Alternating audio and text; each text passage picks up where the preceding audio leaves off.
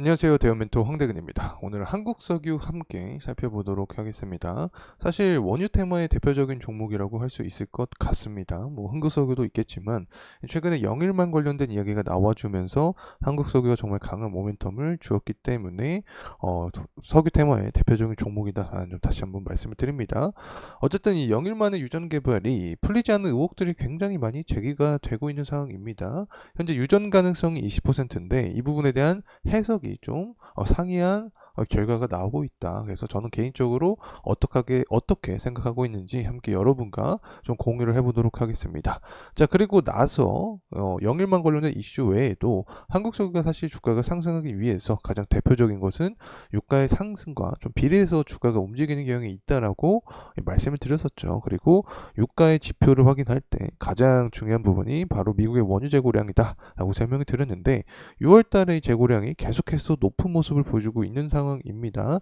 하지만 이렇게 유가가 원유 재고량과 이 원유 재고량이 높게 나오게 되면 유가가 하락을 해야 되는데 전일 좀 상승에 대한 모습을 보여줬습니다. 그 이유는 무엇인지 함께 이야기해보는 시간 갖도록 하겠습니다.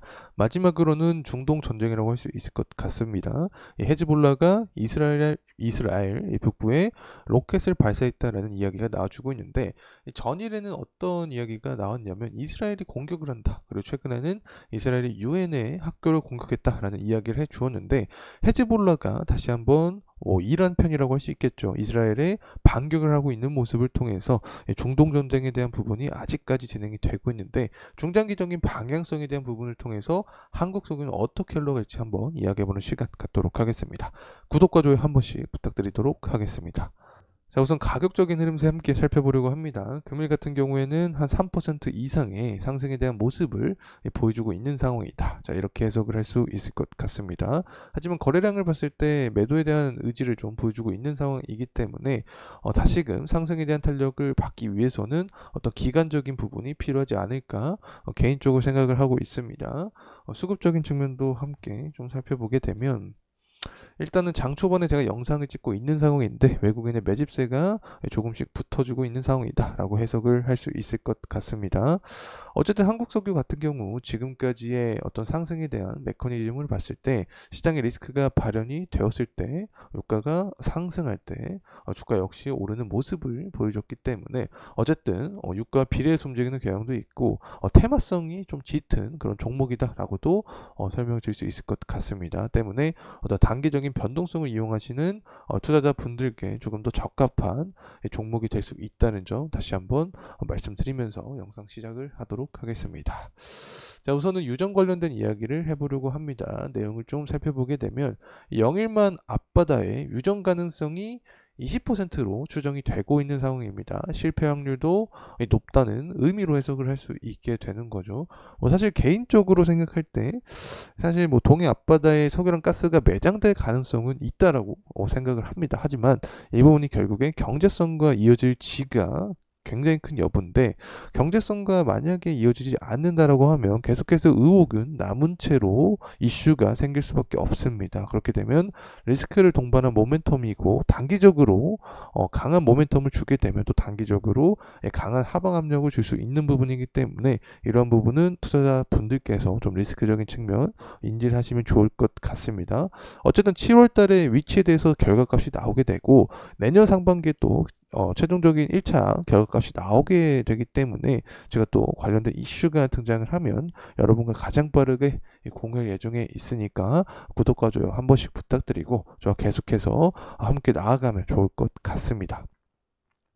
자, 그리고 나서 어떻게 보면 전통적인 주가 상승 트리거죠. 유가의 흐름세를 보게 되면 최근 들어서 계속해서 상승에 대한 모습을 보여주면서 78불 정도를 형성을 해주고 있습니다.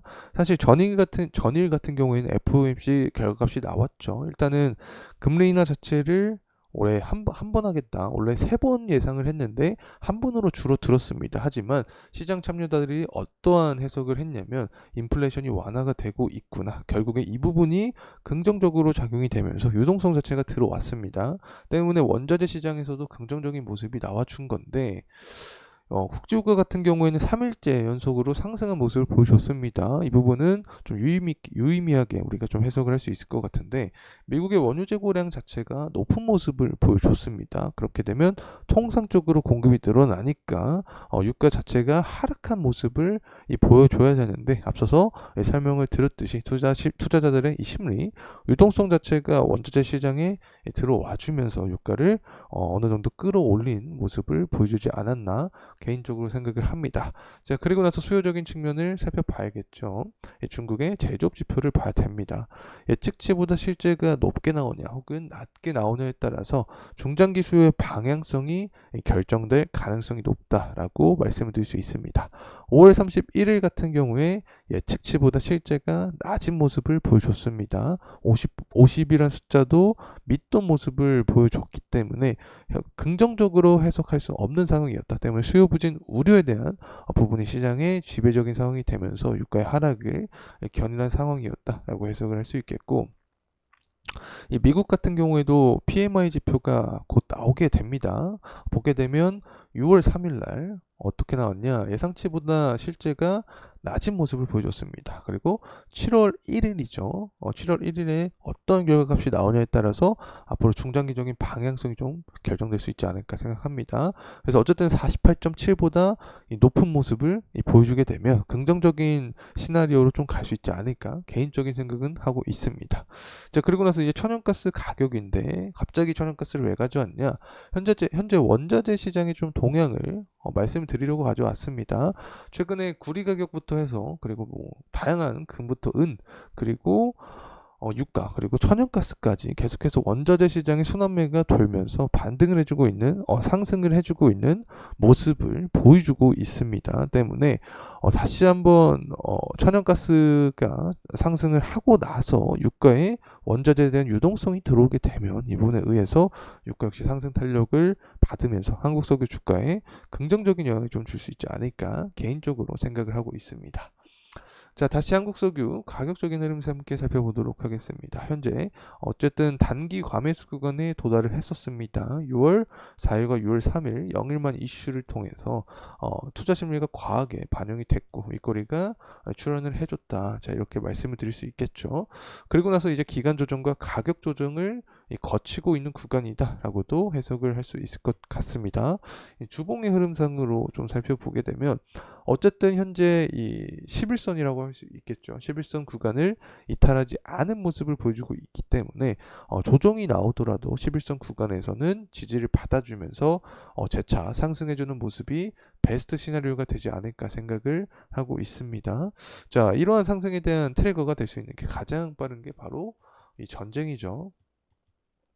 이 전쟁 리스크 같은 경우에는 현재 계속되고 있습니다. 최근에는 뭐 이스라엘이 유엔의 학교를 공격을 했다라는 이야기가 나와주었고, 또 오늘 같은 경우에는 헤즈볼라가 이스라엘에게 로켓을 발사했다라는 이야기를 해주고 있습니다. 때문에 12월 대선 전에 이런 전쟁 리스크가 계속해서 이어진다라고 하면 한국석유 같은 경우에는 리스크를 먹고 주가가 상승하는 특징이 있기 때문에 추가적인 모멘텀을 받을 수 있지 않을까 생각을 합니다. 그래서 관련된 기사 내용 가져왔는데, 헤즈볼라가 이스라엘 북부에 로켓을 170여 발을 퍼부었다라는 이야기가 나와주고 있습니다.